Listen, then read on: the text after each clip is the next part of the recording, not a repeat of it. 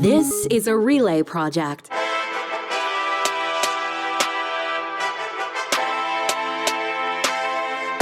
The Discourse starts right now with Cheryl Oates and Erica Barudis.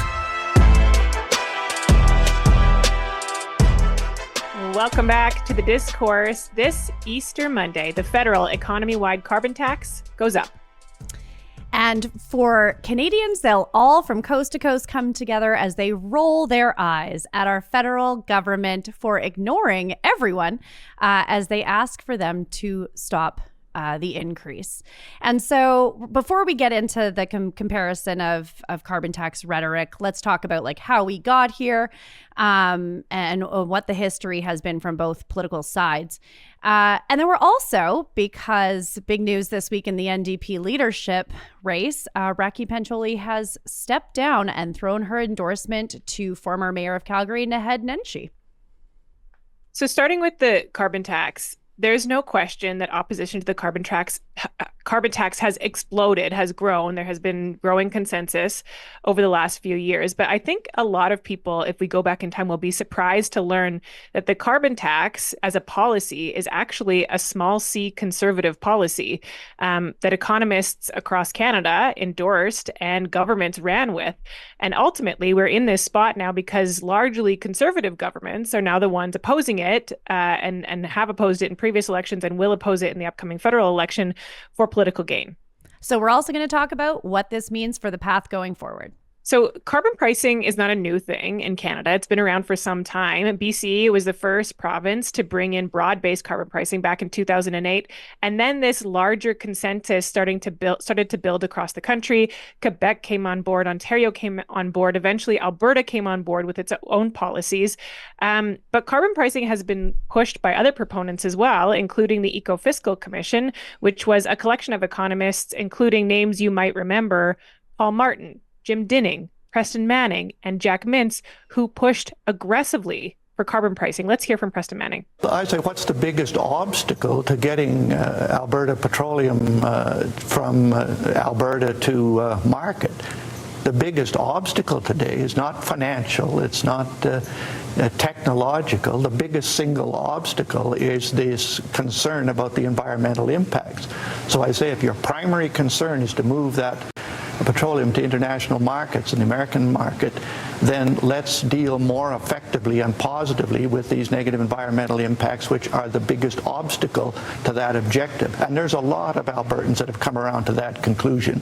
Okay, so let's be clear here, though. He's talking about energy production. And I think where the small c conservative or the Conservative Party has been, for the most part over the last decade, aligned with what we should do to address climate change or to address, our emissions reduction is how we approach it with large emitters. And for conservatives across the board, it's typically been let's work with those large emitters and put policies in place where they need to offset their carbon footprint. And that has actually happened quite a lot in Alberta over the last decade because of our natural resources in the oil and gas sector. The difference, I think, when we talk about carbon tax is what it means for every Canadian. And I think that's where this previous policy to what it means now. So I actually think that Canadians as a whole and Albertans as a whole do believe that the large emitters should do something to offset and be net neutral or net zero. And we're seeing that. I think that's where, from the topic of carbon emissions or our emission reduction strategy, most Canadians, and previously I know that there was, some pushback from conservatives on environmental policies from, under Stephen Harper. As we go forward, I think everyone can agree that the people that are causing a lot of it need, from a business standpoint, that are making money off of this should do something. When it comes to what the message is today and why people, I think, don't buy into the carbon tax is because it is on the backs of the individual and the taxpayer. Okay, I would love to dive into whether that rhetoric is accurate. I'm not saying it hasn't been incredibly effective, but whether it's accurate. But first, maybe just, I completely agree that industry carbon pricing and what has been set up in places like Alberta is much different than economy-wide carbon pricing. But at the time when there was a push from the Eco-Fiscal Commission, which Preston Manning was a part of, the large emitters had carbon pricing put on them in almost all of these jurisdictions. When the Ecofiscal Commission came in, they were pushing for economy-wide pricing. This was in 2014, 2015, when we hadn't seen economy-wide pricing in some of these jurisdictions.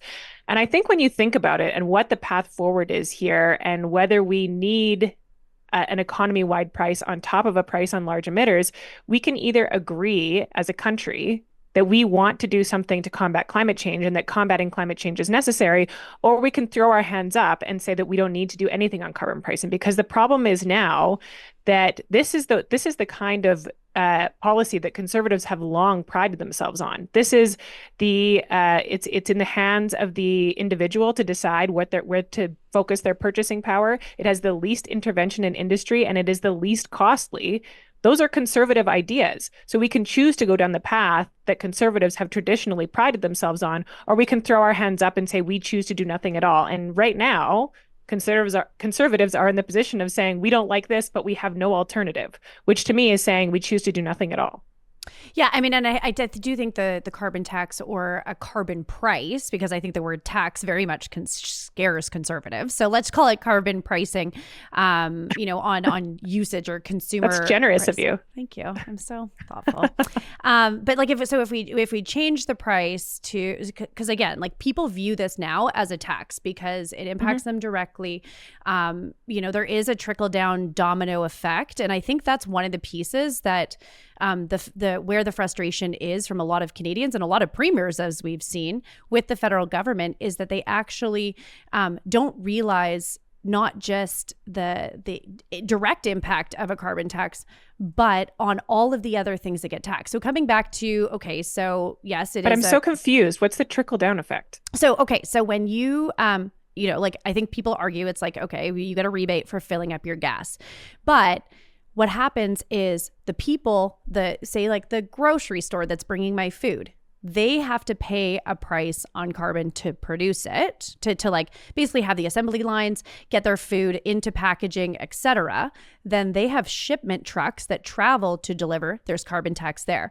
The grocery store, for all of the unloading and the mechanisms, there's tax there. So it's a tax that gets hit not just on the consumer, it's taxed all the way down. And so then you're a business and you look at your margins and they increase. And so I don't believe the federal argument that it's like it's what is it, 0.2% or 1/20th of our overall affordability impact. So well, that wasn't the federal argument. No, it's that the was economic like one. 40 economists who said that. But so what I'm saying is like, and the parliamentary budget officer. Yes. And so I'm saying like that is a stat that is a direct economic impact. I think where Canadians are frustrated is because there's other ways that you're getting hit. You're getting hit by a tax like 4 times. But what like, so if it wasn't okay, but do we choose, are we saying then the alternative to the carbon prices do absolutely nothing? Because in any scenario, in any policy you bring in, there is going to be economic impact, and why the carbon price has been something that jurisdictions move to rather than another carbon pricing system or climate fighting system is because things like this were studied in great detail, and the carbon price has been a chosen path forward because it has the least economic impact of any policy that you could bring in. It's the least heavy-handed, it has the least market intervention. It relies on the fundamental principle that if you make things more expensive, people will do and buy them less. So that is the point of the carbon tax. You do want people to do and buy it less. But I can see if you're arguing we should do nothing on climate change, then totally, it will be cheaper. I don't think that that's what the conservatives or a lot of Canadians are looking for. I think that the biggest thing is like, don't tax the Canadian. So what does that look like? So I want to actually ask you, because you were part of Notley's administration when the carbon tax was brought in. So what was the goal that you were trying to achieve?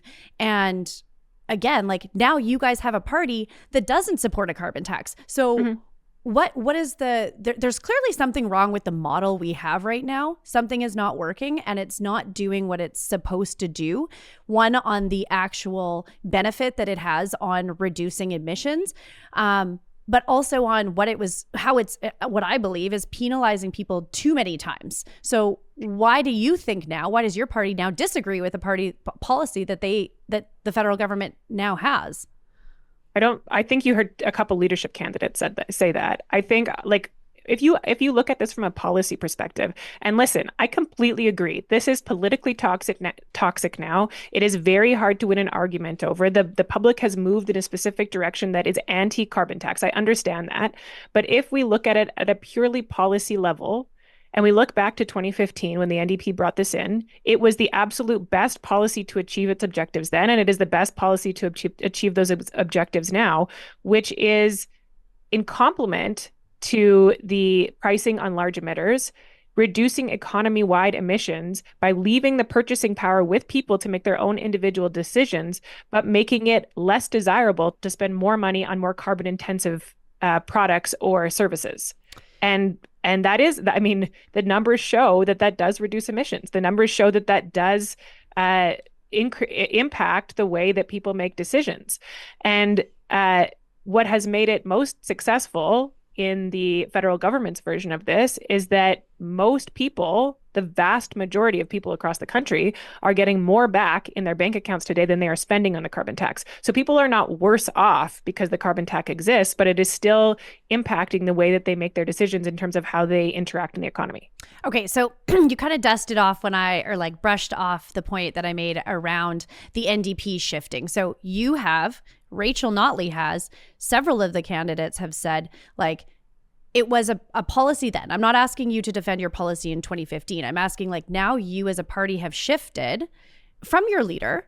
And so why is that shift? Why is it not appropriate now? Or why was it maybe not the best policy, which is verbatim, like a quote from what Rachel Notley said about the carbon tax? The policy it still stands. The rhetoric has absolutely changed around it. And in my opinion, that is largely because conservatives saw an opportunity here to weaponize it. And of course, when you ask Canadians, no matter what jurisdiction they come from, no matter how important climate change and the environment is to them, if you ask them, do you want to pay a new tax? They will almost unanimously say no. Of course, people don't like new taxes. And so it's really easy to come in and say, we can take this tax away from you. We can make it a wedge issue for the debate. The carbon tax is hurting families. That's easy rhetoric and people nod their heads. The problem is there is not a more effective alternative.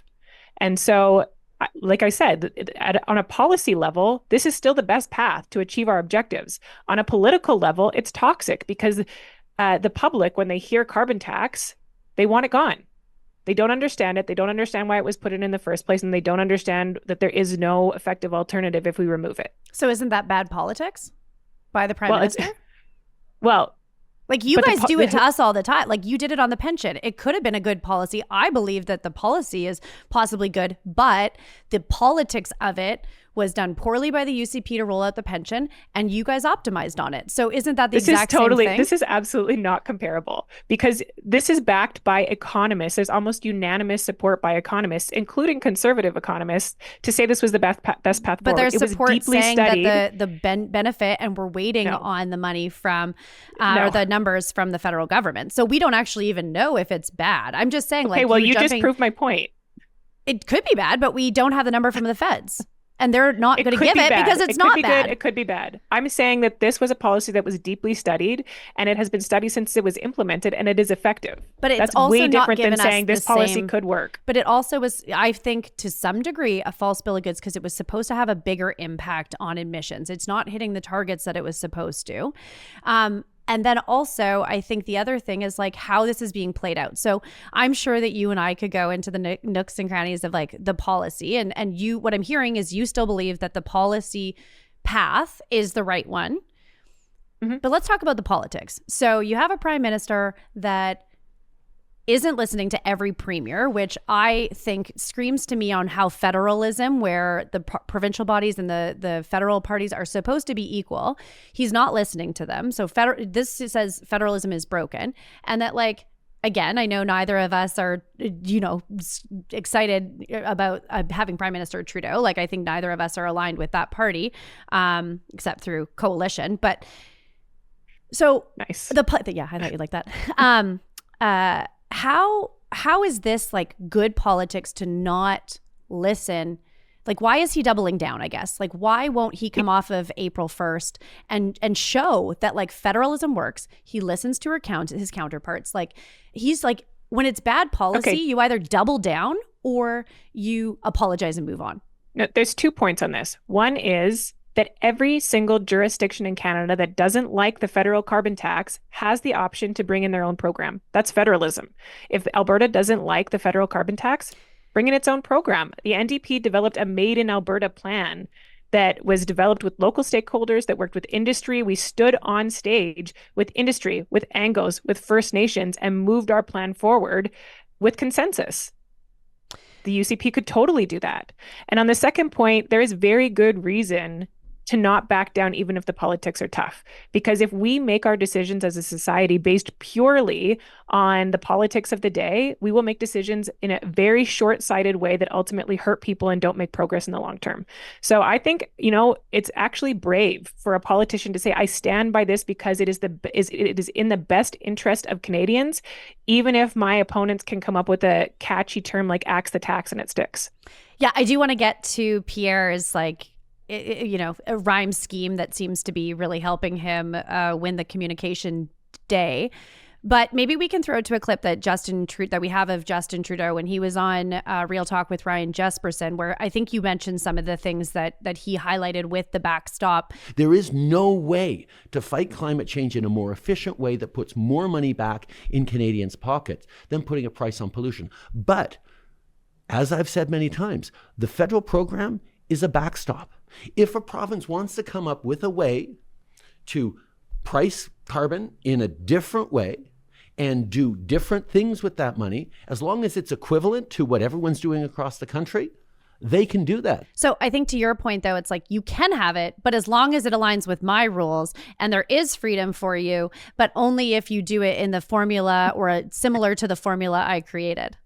But that's also like, okay, the UCP prides themselves on jurisdiction and defending jurisdiction where it exists. This is federal jurisdiction. The Supreme Court has upheld that this is federal jurisdiction. So it's not just jurisdiction when it works for me. This is the federal government's responsibility. And they have said, we've laid a backstop down because this is our responsibility. You don't like it. You are a province within federation. Come up with your own plan and we can move forward on that. So for the fierce defenders of jurisdiction, that should make sense. And so just for our listeners' context, like the federal government does climate change and environment, sets those benchmarks or those goals, where the province, and I think this comes back, and somehow we always get here to like the Alberta/Ottawa battle, is that there is interference because I'm taught to say that. No, I'm kidding.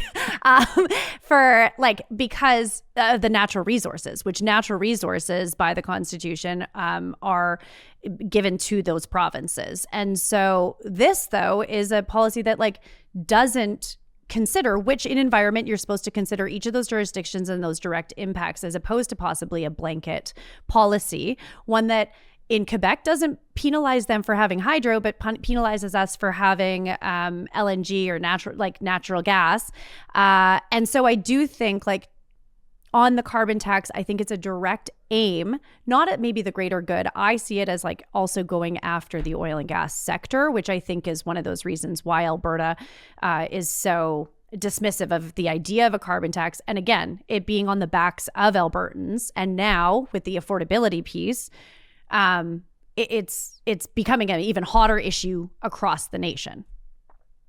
So, but I don't understand. If we're strictly talking about economy-wide carbon pricing, how is that aimed at oil and gas? Because I think when he's the formula, from my understanding, is it doesn't favor those provinces with those natural resources, or there's interference from the federal government on natural resource, which isn't their jurisdiction, to achieve these things. And there's exceptions, like I said, hydro, that are favoring some provinces over the other. But if that's the case, and if that's what the UCP believes, then why not create our own? Why not stop complaining and go into the back room and sit down with officials and create a Made in Alberta plan that accomplishes Alberta's goals and takes into account Alberta's industry? Because it would take away a massive fight on a huge stage for Danielle Smith. And that is, once again, putting politics ahead of good policy.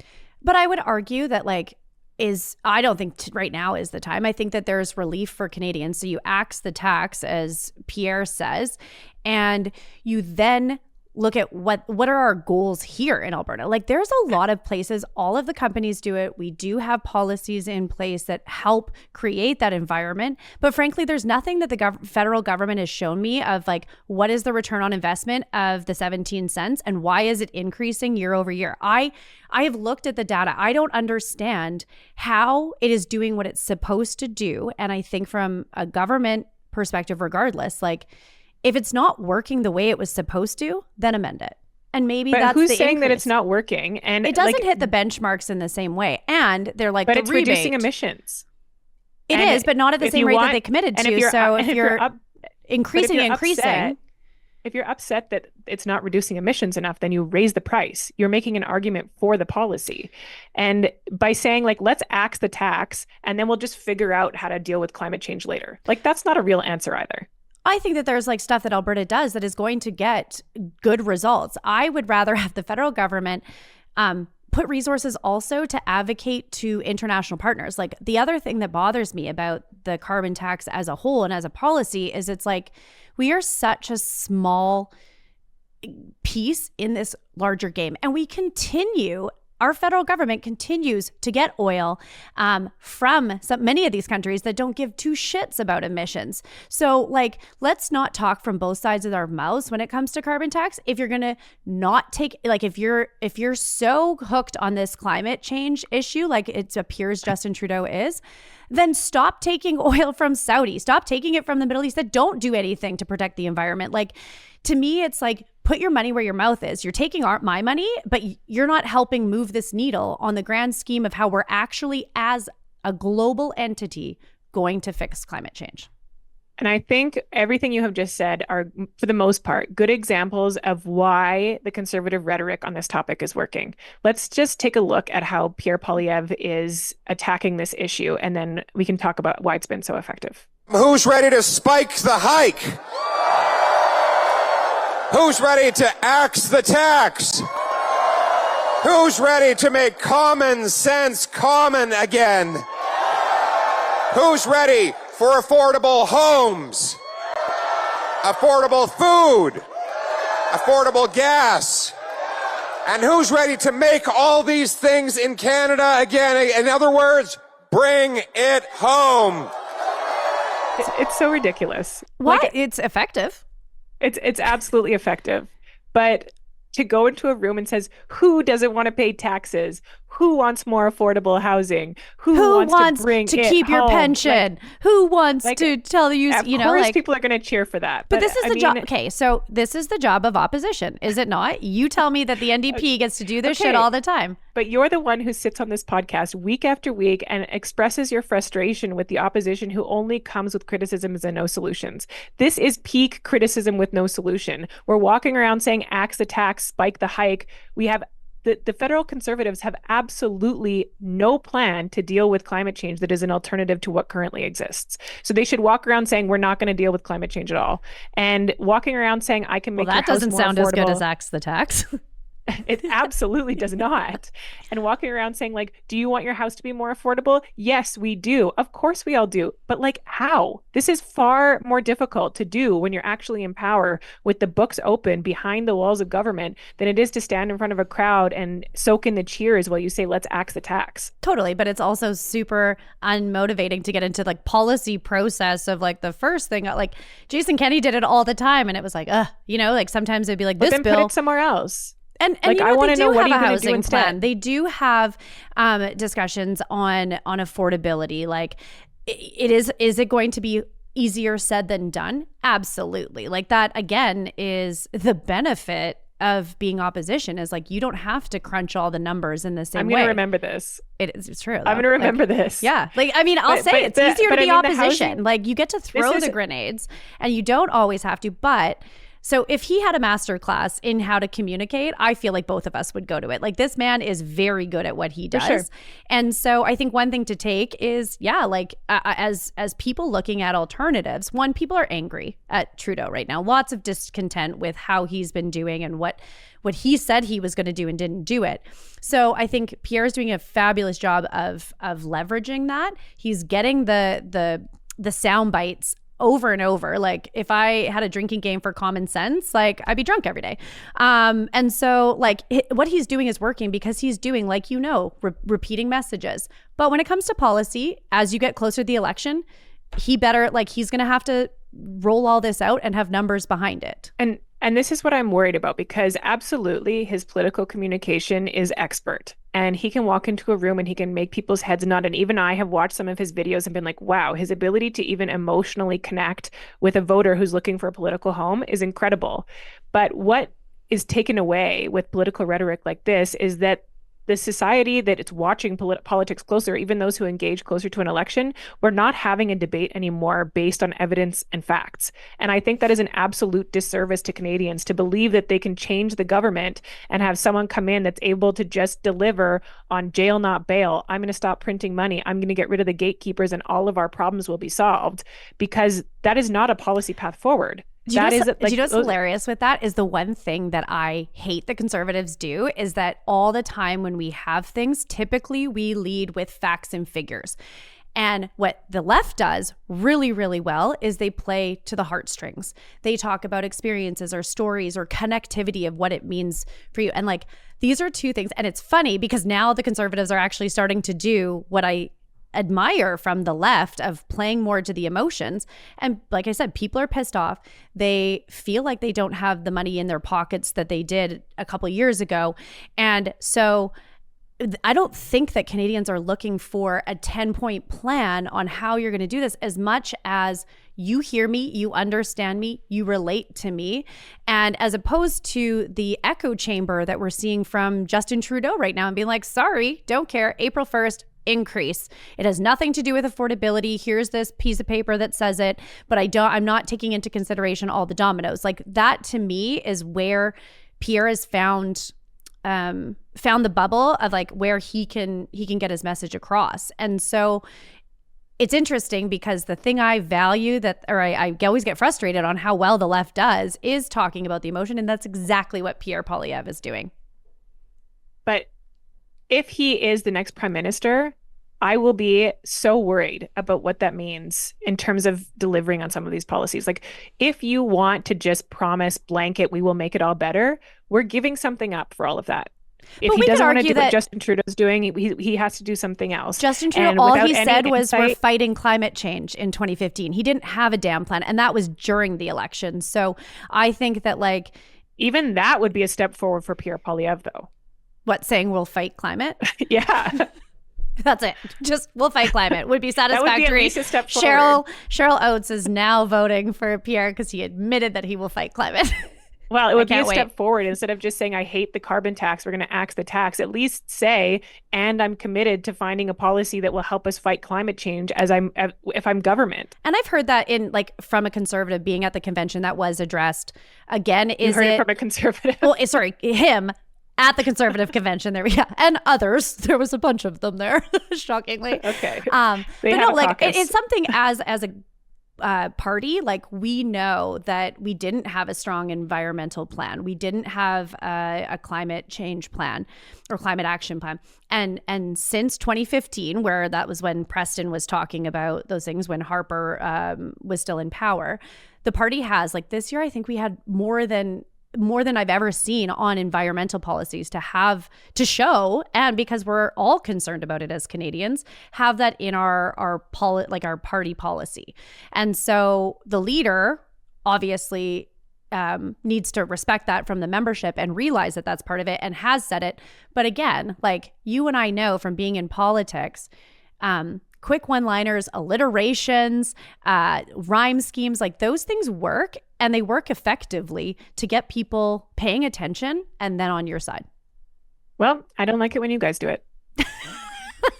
Well, I don't like it when you do it. Well, speaking of things I hate the decision that Rakhi, or I don't like. Aggressive.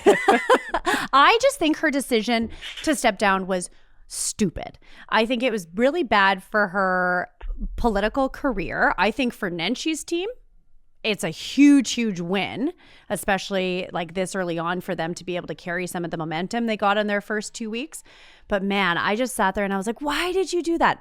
But I will say from a conservative perspective, she was actually the only candidate that really scared me. She's got the charisma. She was centrist enough, or progressive enough, and, had a lot of the things that you look for in a leader. And I think with a couple years of opposition leader under her belt, she could go toe to toe with Danielle Smith. So I'm actually like, there's part of me that's happy she's not, but I think like if I'm looking at her political career, I think this was a very bad decision. And I would say that to the people that maybe advised her to do that this was a huge miss. So before we get to that, maybe we'll play the clip that she released this week where she announces that she is endorsing Naheed Nenshi.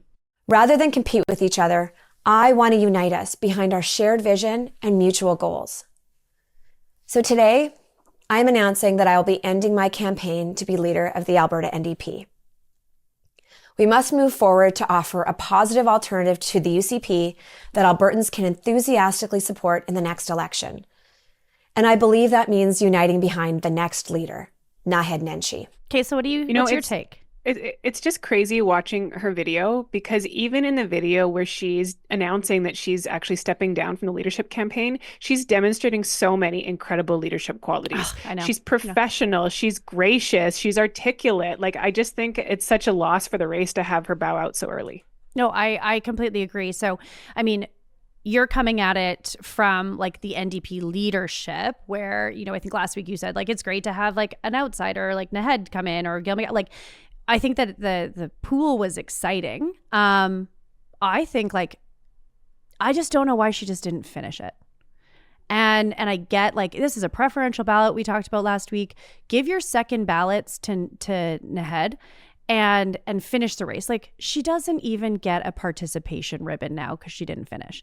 And I know she said it's to unite the movement. She talks about, which I think is like a faux pas, leadership numbers. Maybe like, do you want to jump in on like what that message sends to the party? Because I'd be mad if I was a member. Well, first of all, I think it's a bit inaccurate. Like, to come out, of course, those who are leadership candidates in this race are getting updated data all the time in terms of who's been signed up, but there's no way for them to see who's signed up whom. So it's a bit of a stretch for Rakhi to offer what kind of numbers one of her opponents has signed up. But I get that she had to give her supporters and her donors a reason in terms of why she was bowing out. I also think that this is early. This is early times. And yes, Naheed Nenshi jumped in with like a big ball of energy around him. He had speculation for weeks that he was joining. And it's no surprise that on day one, a lot of people who had been waiting to see if he would enter the fold signed up and bought memberships. But this race goes into the near end of June. Like, there's a long runway left, and it is far from over, in my opinion. So I'm surprised, not necessarily this is the way that it ultimately ended, because I think it was sort of a natural partnership between them in terms of their visions for the province.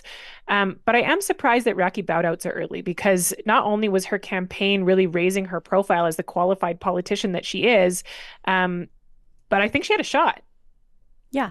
And you know what? Even if it was a shot or a graceful, well-positioned or middle of the pack or whatever it is, like, I think there's a few misses. And I know that no one was calling me for advice over the weekend when she was talking to a bunch of different campaigns. But like, the advice I would give is just like, yeah, again, why now? One, the second tranche of money isn't even due to the end of April. And like, so there's that. I think there's just like timing, it's weird. Again, like the falsehoods around, are they Naheed voters? And maybe, the argument that's come up, and I've talked to a few of my friends that actually some have bought Naheed memberships or NDP to vote for Nenshi, and weren't previous members. Some are and see him as like the person that can take on Danielle Smith. But for Rakhi, like, from your career approach to this, I think the miss is she's missing the debates. I think she would have done fabulous in those debates. Like, I think to your point on leadership qualities, she is missing a big opportunity to grow her brand, show that fierceness that I actually saw as a threat to the Conservatives. So she doesn't even get that profile. She's missing out on just getting that experience and being able to grow the party, as she said, from her own entity. And I think the other miss is or two other misses. One is that like usually, and again with all my UC or my leadership's experience, is that you usually ask for something, right? Like it's like if I put my behind and maybe you, she did, and maybe she did, but like what do you ask for? Can I be the deputy leader of the official opposition? Like I don't even know who ours was when we like the UCP was in opposition. I don't know who the CPC was like, or well I do, but like I lots of times don't. And it's just because it's one of my friends, Melissa Lansman, but again, like I don't know who this NDP is. So like that's not really a glorified title. If you're going for premier, very different that you could ask to be deputy premier or the cabinet position you want. But like in 3 years' time, the fact that she entered the race will be completely forgotten and she won't have a carrot that benefits her. And then at the last, I just think that like she's, I think, assuming that her, like the way that her tone came across, she's assuming that her voters are going to go to Naheed. And I know, and I'll tell you a little story that I'm not very proud of, or that I wouldn't brag about the time I worked on Kevin O'Leary's campaign. And then Kevin O'Leary stepped down. And then some of us shifted to Maxime Bernier, who he endorsed. In hindsight, probably not something I'd ever do again or like to talk about a lot. But there was a very small amount of Kevin O'Leary supporters that actually went to Maxime Bernier. So the same thing applies with Rakhi's people. I don't think that they're going to go to Naheed. I actually think that they're going to go probably more to Kathleen Ganley or just not even vote at all. So again, the timing's weird because if your argument is funds and people, I don't think it's going where she wants them to go.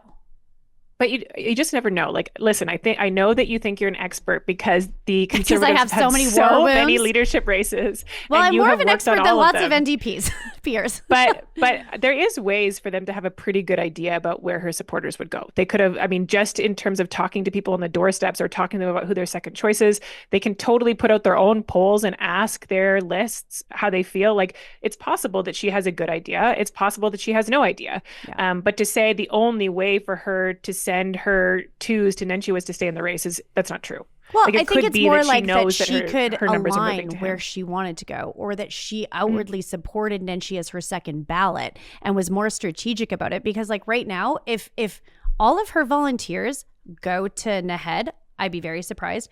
And if all of them do, then that's something they shouldn't worry about. But again, I think that there's the assumption that more will go or remain engaged, right? Like I look at it, she's a female. So if you said we're attracted to the idea of having another female as your party leader, you're not going to Nenshi. For sure. If you like, you love that she was Edmontonian, you're not going. If you like her style and like what kind of person she was, or like truly what her big policies that she came out were, you're not necessarily going there. So I think that like, I do think that the timing, the more she was there and the more she could establish herself would have actually benefited Naheed's campaign possibly more because they could have had those synergies and actually were strategic about it. Again, I think that it was a huge win for Nenshi's campaign, but I would be, if I was Rakhi Pancholi, I'd be like, well, what do I do now? And I mean, clearly, like they were in Edmonton last night and Rakhi introduced Naheed Nenshi before he spoke and they hugged on stage and she was there for the rally. Like clearly there is something that she can bring to that campaign, at least over the course of the leadership. But what that means in terms of her career post leadership is another question, because clearly she envisioned something much different than this. 100%. And I just think like even the experience for her future, like I think of how much, say, Rebecca Schultz accelerated as a cabinet minister, being in her leadership race, and then how she's accelerated. I just don't think that because there's 3 years till the next election, that there's the card she might want to play might be expired in favors or keeping your promise. Like Naheed doesn't really owe her anything. And I think that was where I think some of the big missed opportunity. And again, as a Conservative, was really happy to see her step down because I actually saw her as a far bigger threat than the rest of them. But she also needs to know. Of course you'd say that now. No. I've said it to you before. I think, and I said originally her and Kathleen Ganley were more of a threat. And then you started seeing the campaign. And now I believe that Sarah Hoffman is the front runner.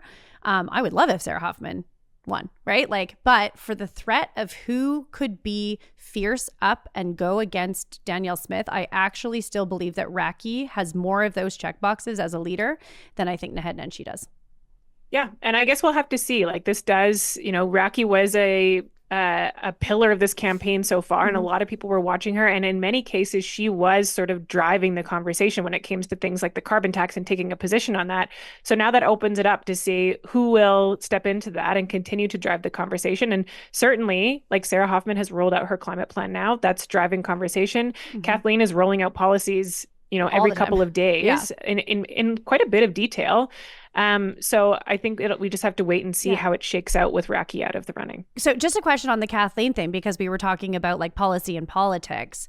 How do you think that strategy is playing for the membership? Because I would say like the policy wonk is clearly Kathleen Ganley, and she's rolled out like quite a robust plan, but like I haven't seen it get the traction that maybe you would want in such a intense political race. So, what's your take from what the membership I think is seeing or members receiving? Love this. Members love policy. Like the membership, the conventions are policy heavy, policy focused. NDP members historically are policy wonks that just want to dive into the minutia of policy all the time. And at any convention, there are lineups behind the pros and cons mic until they're cut off. So I think Kathleen rolling out detailed policy will play well to the membership and answer a lot of questions that other candidates haven't answered. Interesting. Yeah. I mean, we're both, I'm one of those people at the mic. I mean, compare axe to tax. Yeah. One looks better on a poster. But no, I was just curious how that resonates with the membership, because sometimes you see the very heavy policy oriented, or sometimes the one that has a very debatable policy seems to like take the, it's again, that politics versus policy and how that impacts something. And again, like this isn't the leadership campaign as a whole is very new, or less common for the NDP.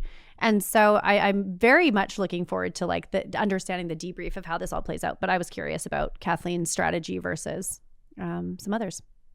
And we have months left of it. So continued content for us and continued political watching for Albertans. Do you think anyone else drops out? I don't know. Like, I think for sure we'll have multiple candidates by the end. But I do think that the $60,000 fundraising may be tough for some candidates.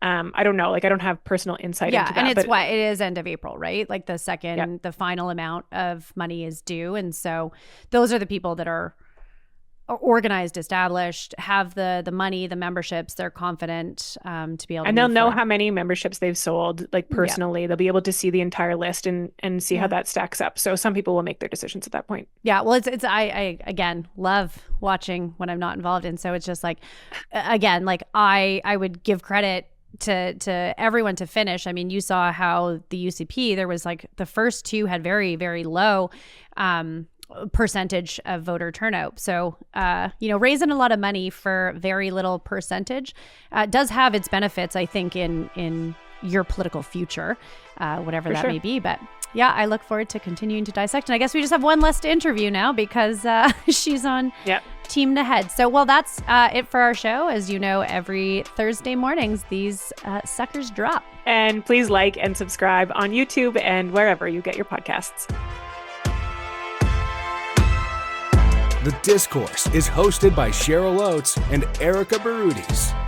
Follow on Instagram at The Discourse Pod.